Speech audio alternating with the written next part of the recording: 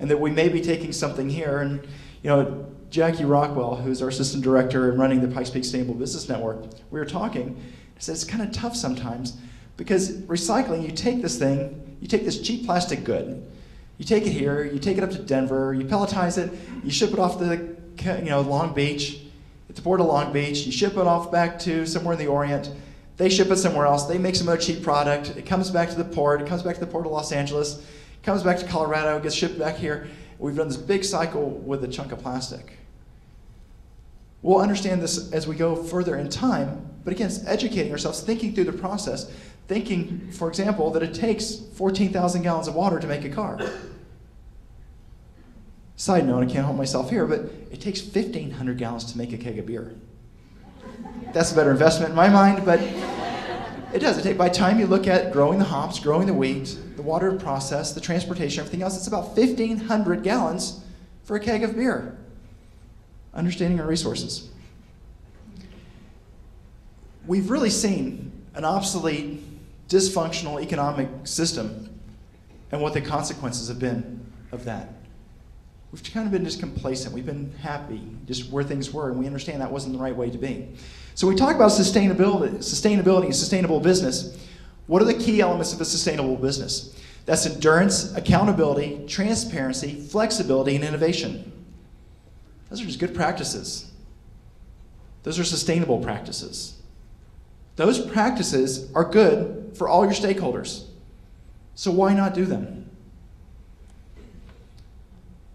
Talking about a sustainable business, we talk about the triple bottom line. And people get involved for different reasons, really for the triple bottom line. You focus on the environment, social, and economic impacts of the community, or outcomes of the community, sorry. You lessen the negative ones and you improve upon the positive ones. And I've been using some examples lately. I'll use John Crandall. And John Crandall locally owns Old Town Bike Shop. And John's been in the news. And unfortunately, John was in a bike wreck a few weeks ago, and he's actually doing well, side note. But John put up $60,000 worth of photovoltaics on his roof. John knew his economic return on investment was poor. He knew that, and he went ahead and made the investment anyway. He did it because there was a social side as well as an environmental side. He wanted to start teaching businesses that there are other technologies out there that we need to be investing in, and he wanted to show that he's a leader in the community. He wanted to do that. I argue there is an additional economic benefit by John doing that, because people like me, and there's quite a few of us, who patronize John's store because he believes in these practices and he does what he says he's going to do. I'll take another example. I won't use a name, but there was another business locally that I talked to. They went through their entire business and they knew for $8,000, it was a little bit over $8,000, but $8,000, they could change out all their light bulbs, their thermostats, they could do all these cool things within their business, all the low-hanging fruit. And in 11 months, they paid it all back. So their return on investment, 11 months, great. Everything else, I'm putting a few $100 in my pocket for my building at the end of the year. That's cool. Now, I argue, great. The focus really was for that individual on the economic side. There are environmental benefits that come from that. You're using less resources as a community.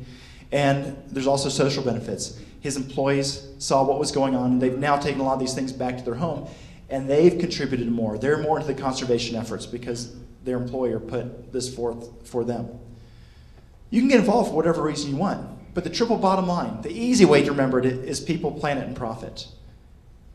And when you really look at the mesh between those, that is true sustainability. So what is the answer? Is there a silver bullet? No, there's not a silver bullet.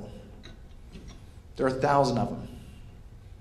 There's things, it's an accumulation of all these ideas and all these things we need to implement to be a better business, to be a more sustainable community. Because it's got to affect your bottom line. If it's not positively affecting your bottom line, what does that mean? Exactly. So there's 1,000 answers of things you should be doing, looking at within your own businesses to move this forward. But we have to be diligent about that. For 2,500 years, we bled people to release all the bad humors in the body. And we've survived as a species. 250 years ago, the Industrial Revolution, changing Western civilization forever. We understand now that maybe all those changes weren't always for the best. We understand there were some ramifications. Maybe a little bit local, closer to home here. 100 years ago, we thought that you saved the forest and made a healthy forest by cutting down, or not cutting down trees, and always putting out the forest fires. Look where that's left us today.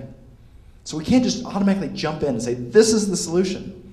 May or may not be. Because again, we need to be diligent about the process. We need to think through. We need to educate ourselves about the process. So what can I do? As a business owner, I'm a CEO of a small business. I understand how much I look at our electricity bill and our gas bill every month, and I understand what it means. And I say, great, what are some things? Because you know what? That environmental side is important, but if I could save an extra $50 a month, cool, that's $500 at the end of the year, great, that could maybe buy me a new computer. I understand these processes as well. So reduce, reuse, recycle, educate yourself, be a leader, be a teacher, be a student. You need to be all three of those. Get involved. If you believe in something, get involved, understand that process, advocate for it. Cutting cost means cutting waste. That's something every business owner should be able to relate to immediately. Make decisions every day to leave the world a better place. How hard is that? Do it for your children, do it for your grandchildren, do it for your neighbor's kids. But start understanding our environment and what it has to do and the role it has to play in our area. We live in a beautiful area. Let's preserve it and take care of it. So what have we been doing? Catamount Institute has been around, as Tom mentioned, for 12 years. And we've done some great things. We've educated a lot of kids in our community, and we've really made an impact. We've created critical thinkers of tomorrow. We've let kids run and scrape their knees and do things like this, and it's fun and it's great, but we need to do more, and that's the reason we resurrected the Pikes Peak Sustainable Business Network. And we did this. This was an opportunity for you guys, for businesses to say, look, I need help in sustainability. I need ways to do it. And there are a few members here in the audience that I've seen. To get involved and say, look, I understand where our electricity is coming from. I understand the need to conserve our electricity, because if we don't, we keep growing at the rate, we're all going to have to make an investment on behalf of Colorado Springs Utilities and build another power plant somewhere close by. So the longer we can postpone that decision of conserving, we conserve our own energy, the better technology will be, the more we understand, and the better decisions we can make. So ppsbn.org, Pikes Peak Sustainable Business Network, get on, look around. There's some things in there. If you want to be a member, that'd be great. You can contact me on the website. You can contact Jackie. Be happy to fill you guys in a little bit about what we're doing and help you progress down this path. Because the answers aren't always clear. But we can kind of help navigate you, at least point you in the right direction any way we can. So I encourage you to kind of get online and take a look. And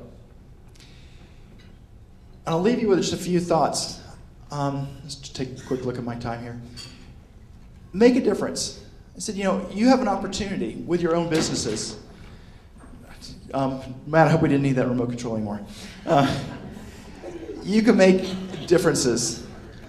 Oh, well. That's just cheap plastic. We'll get another one. You can make differences in your own businesses. You can make smart choices. A good business plan includes sustainability.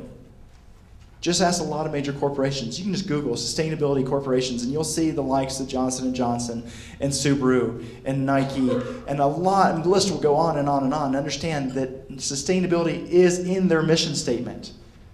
Because for their businesses to be around for the next 100 years, they need to understand all these ramifications in their own energy uses and what it means for their families and what it means for their grandchildren. So educate yourselves, get involved, make a difference every day. With that, I'll leave you. Thank you for your time today, and I appreciate it.